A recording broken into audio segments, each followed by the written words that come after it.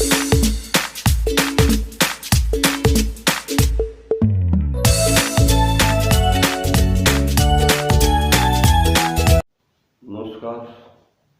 हमने पिछली वीडियो में किया था ज्योमितीय नौ धारणाएं हैं। उन नौ धारणाओं को समझने की कोशिश की थी। तल क्या है, बिंदु क्या है, रेखाखंड क्या है, किरण क्या है। हम इसको आगे बढ़ा रहे हैं। एक बात बिल्कुल ये है, जो शिक्षा है वो कोई भौतिक वस्तु नहीं है कि एक किसी ने ली और दूसरे को कैसे पकड़ा दी। शिक्षा का जो प्रक्रम है वो बहुत जटिल भी है और बहुत सरल भी है। यदि बच्चे की मनोभावना को, उसको मनोवैज्ञानिक रूप से समझ लिया जाए तो शिक्षा बहुत ही सरल है। और ये तो बिल्कुल वो चीज है जो भौतिक वस्तु न होकर बच्चे से लेकर बच्चे को ही देनी है, अपने पास से कुछ नहीं देना। तो बच्चे के अंदर जो कुछ चीज है उन्हीं में से नई चीजें स्थापित करनी है। तो मैं अपने विषय पर आता हूँ, आगे बढ़ता हूँ। मैं आज हम कोण पढ़ेंगे, पूरक कोण, संपूरक कोण, शीर्षाभिमुख कोण और आसन कोण।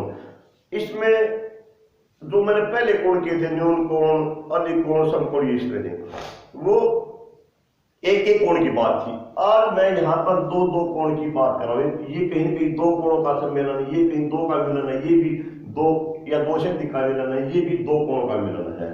आज हम दो कोणों के सापेक्ष बात करेंगे और वो भी इस तरह की सापेक्ष बात करेंगे। कहीं कहीं मैंने पूर्ति करनी है, जैसे उसमें भी कह रहे थे, ये है मेरा, मान लो ये था मेरा समकोण, यानी आधा इसका इधर है, आधा इधर है। इस जगह को जो कहा था मैंने समकोण कहा था, क्योंकि इसको दो समान भागों में बांट है। अब कहता है इसके बीच में मैं एक कोण की एंट्री और कर दूं। एक कोण मैंने ये बढ़ा दिया। अब ये कोण और ये कोण दोनों मिलकर जब इसके बराबर हो जाएंगे ना, एक उसका नाम कुछ रखेंगे, नहीं तो नामकरण एक तरह से। और एक स्थिति यह आएगी जब मैं इसको ये बढ़ा दूं, मैंने इसको कहा था सरल कोण, ये सरल कोण, इसको जब इसके बीच में मैं इसी को ले आऊंगी, ये अब ये कोण और ये कोण, अब मुझे पता है अगर इस कोण को इसको मैं जोड़ूंगा तो इनका जोड़ कितना आएगा, पूरा 180 का होता है, इनका जोड़ कितना आएगा, 180 आएगा। इसी प्रकार यदि इस कोण के बीच में कुछ बढ़ना चाहूंगा, जैसे ये है मेरा ये, अब इन दोनों को मैं जोड़ूंगा, इसको जोड़ूंगा तो मेरा वो कोण क्या है, ये कोण भी मेरा जोड़ कितना आएगा, 90 आएगा। तो इसका मैं दो बातों के इर्द गिर्द हूं, एक जगह 90 पर और एक जगह 180 पर। एक कोण मैं ऐसे निकालूंगा, जैसे ये कोण दिखाई दे रहा है आपको, ये एक कोण तो ये है, ये एक कोण ये है, एक ये पूरा कोण ये है। अब यहां पर तीन कोणों की तुलना है। अगर एक तो मैं पूरा ये लूं, एक ये लूं, एक कोण ये लूं और एक कोण ये लूं, दो तरह की तुलना देखो। इसमें अंतर है, इसमें मैं पूरा कोण ले रहा हूं, इसमें मैं ये इसका कुछ भाग ले रहा हूं। तो एक इस पर हम ध्यान करेंगे। ये इसको तो मैं जो अंत में बता रहा हूं, इसको मैं कहूंगा आसन कोण के रूप में परिभाषित करूंगा। मैंने जो 90 वाला बताया, ये 90 का, इसको मैं पूरक कोण के रूप में परिभाषित करूंगा। और जो 180 वाला है उसको मैं कहूंगा समपूरक कोण के रूप में परिभाषित। और शीर्षाभिमुख कोण मतलब जिसके शीर्ष एक हो और वैसे आमने सामने हो, वो कोण, उनकी भुजाएं आमने सामने हो। तो ये थोड़ी थोड़ी पृष्ठभूमि सी है इन चारों शब्दों की। अब मैं लेके आता हूं अपने उस पर। अब ये है क्या, इसका आपको पता लग गया। मतलब ऐसे दो कोणों की हम पूर्ति करेंगे, उनका जोड़ 90 डिग्री हो जाए। ये इसमें क्या बोला था मैंने, इनका जोड़ 180 डिग्री हो जाए। इसमें ये बोला था उनकी कुछ भुजा है, वो भुजा इस तरह से है, और इस पूरे को नहीं, हमने इसको और इसको बोला था। और इसमें बोला था शीर्ष इसका एक हो और भुजाएं इसकी, ये भुजाएं हैं क्या है, उसके विपरीत हो। इस तरह कुछ ये अपने मन में चित्र बना ले। हम इसके इर्द गिर्द बोलेंगे। जो बच्चे 7वीं में 8वीं में है वो इसको पहले ही समझते हैं। जिन बच्चों की नई एंट्री है उनके लिए जब मैं बार बार कहता हूं, जो वीडियो बनाते हैं उनको बेसिकली वहां से लेके चलते हैं जहां बच्चे को ये मान सकते हैं बच्चा बिल्कुल नया बच्चा है, और उस बच्चे को ले जाके उसको हम 10वीं कक्षा इसके ऊपर ले जाकर छोड़ते, आगे वो अपने आप रास्ता तय करेगा। अब यदि मेरे पास इस प्रॉब्लम में, यदि मेरे पास ये दो कोण है, मेरे पास कोण है ए ओ बी, इसमें बोलने का तरीका निकल रहा था, जिसको मध्य में लेंगे ए ओ बी। इस कोण माना मेरा ये 30 डिग्री का कोण। मैं एक कोण और बना लूं इस तरह से, ओ सी डी, ओ सी डी, ये मेरा 60 डिग्री का कोण है। अब एक कोण और प्रॉब्लम है, और उस कोण का नाम मैं यहां पर ले लूं, ये मेरा 20 डिग्री का कोण हो, ओ आर एस, ये मेरा 20 डिग्री का कोण है। मैं एक कोण और बनाऊं इसमें, ये सपोज कर लो मैंने कोण इसमें ये बना दिया, और ये कोण है मेरा एम ओ एन, और ये कोण है मेरा 70 डिग्री का। अब इन कोणों को मैं, जब ये कोण है मेरे पास, इन कोणों को मैं एक दूसरे के साथ उठाकर इस तरह रखूं, जैसे मैंने इस कोण को उठाया यहां से, मेरा जो शीर्ष बिंदु O है, ये O मेरा शीर्ष बिंदु इस O पर ही आना चाहिए। ये जो मेरी भुजा है इसकी, ये किरण इसके ऊपर आए, और ये किरण कहां जाएगी, ये किरण इस पर आए। यदि ये इस पर आए तो मैं इसको इस तरफ रखना पड़ेगा, बल्कि ये ओ आर किरण मेरी ओ बी पर जाए। जब मैं इसको उठा के ओ पर रखूंगा, यहां मेरा ये ओ है, ये मेरा जो आर और बी है वो इधर है, यानी बी वाली साइड में है, तो मेरी ये आर या ये भी आ सकती है, या आर बड़ी होती है यहां आ जाएगी, मेरी ये ओ आर यहां पर आ गई। अब ओ आर को उठा के, और मेरी ओ एस कहां आएगी, फिर मेरी ओ एस इधर आ जाएगी, ओ एस इधर आ जाएगी, ये ओ ये आ गई मेरी ओ एस। ये मेरा 20 का था। जब मैं इसका ये जो पूरा कोण है, ये पूरा कोण मेरा, ये पूरा कोण कितने डिग्री बना है, ये 20 और 30 का जोड़ बना है, 20 और 30 का जोड़ बना है, ये आ गया मेरा 50 का आ गया। लेकिन मेरी शर्त क्या थी, 90 की थी, तो इसका मतलब ये मेरा पूरक कोण नहीं है, मेरा पूरक कोण नहीं है। अब मैं 20 को उठा के कहां रखूं कि ये 90 का बन जाए। इस 20 को मैं उठा के यदि O को ऊपर रख दूं, D है ये, R और D को मैं इधर लिख दूं, यहां रख दूं, और फिर ये ले जाऊं, तो ये कहां पर जाएगा, ये 60 और 20 कितना होगा, ये 80 होगा। मतलब हम इस तरह से कोणों को जोड़ रहे हैं। यदि मैं इसको उठा के यहां रखूं, O को ऊपर रख दूं, और R को इस तरफ N की तरफ ले जाओगे, और इसको ये आ जाएगी, ये मेरा कितना जाएगा, ये मेरा 20, ये 20 है मेरा, और ये पूरा कितना हो जाएगा, ये 90 का हो जाता है। ये मेरा क्या है, पूरक कोण है।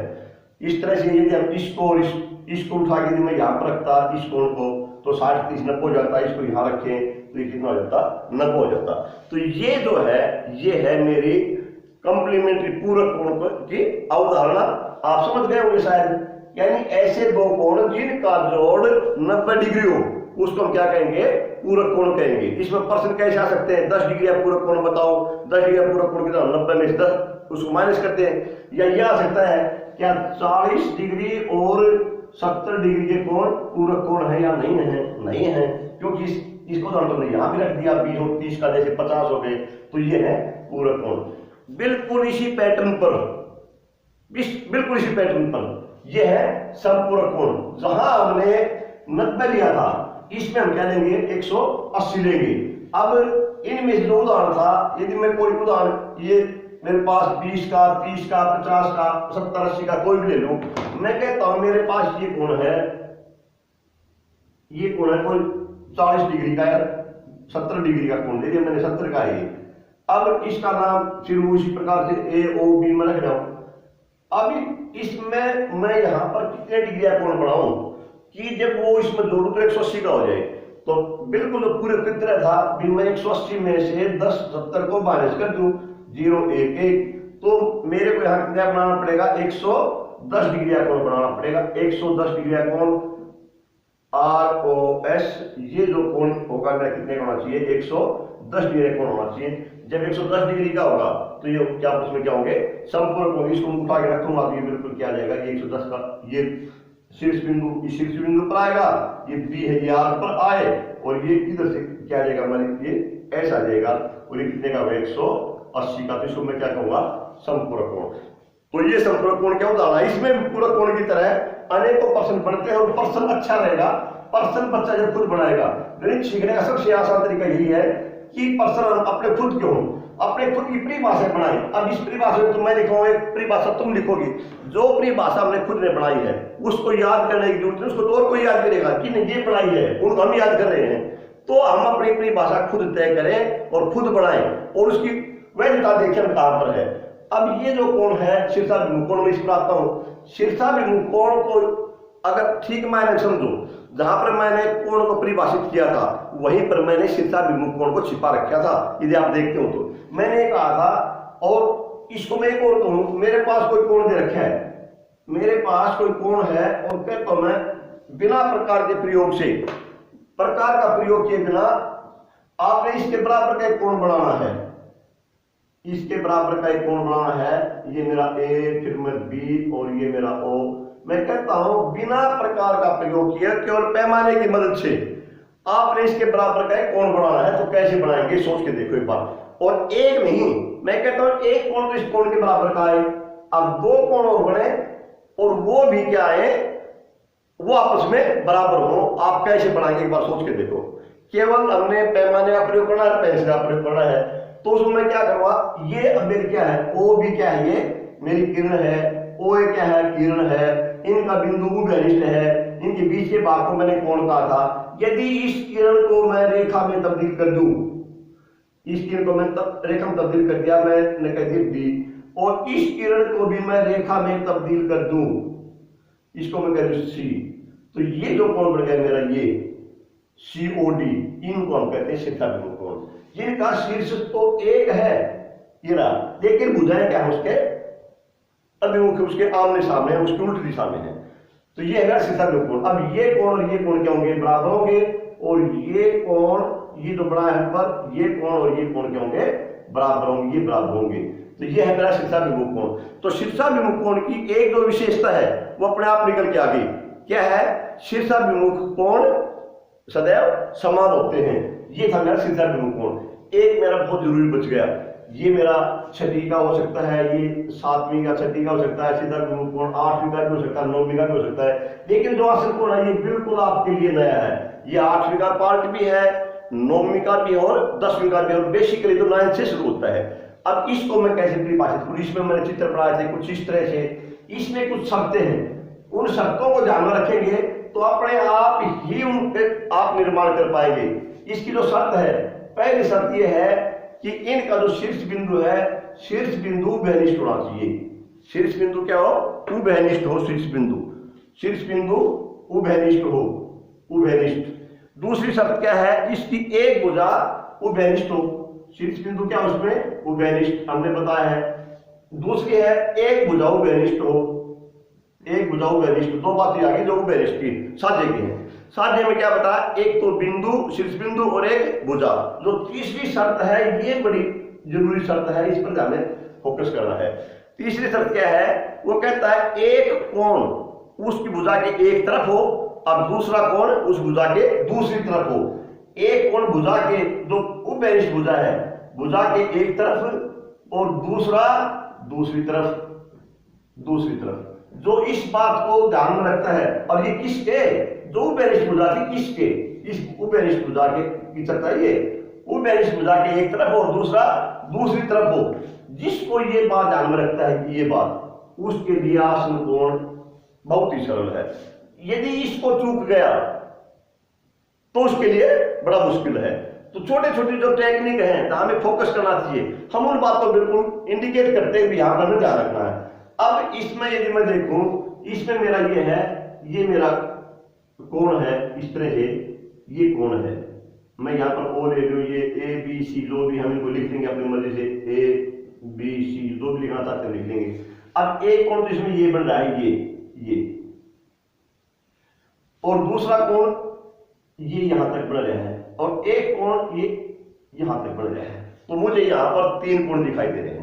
यदि मैं कोण लूं इसमें, ये मेरा सीधा यहां पर कोण COA ये लेता हूं मैं, और कोण लेता COB मैं ये कोण लेता हूं, और ये देखता हूं 3 शर्त लागू होते नहीं। अब इन दोनों का उभयनिष्ठ बिंदु है O, ठीक, पहली शर्त पूरी। दूसरी शर्त उभयनिष्ठ भुजा, इनमें OC उभयनिष्ठ भुजा भी है। ये जो है ये OC, क्योंकि ये इसमें भी है और इसमें भी है, COB में भी है, दोनों में है। ये भुजा ये रही उभयनिष्ठ भुजा, दूसरी शर्त भी पूरी। तीसरी शर्त, उभयनिष्ठ भुजा की एक तरफ है और दूसरा दूसरी तरफ। अब OC है, ये OB भी इसी तरफ है, और ये जो CO ये भी दोनों एक ही तरफ है, अलग अलग तरफ नहीं है। हमें क्या चाहिए, वो जो उभयनिष्ठ भुजा है एडजेसेंट का मतलब नेक्स्ट टू, ये नेक्स्ट टू नहीं है, ये कंटिन्यू है।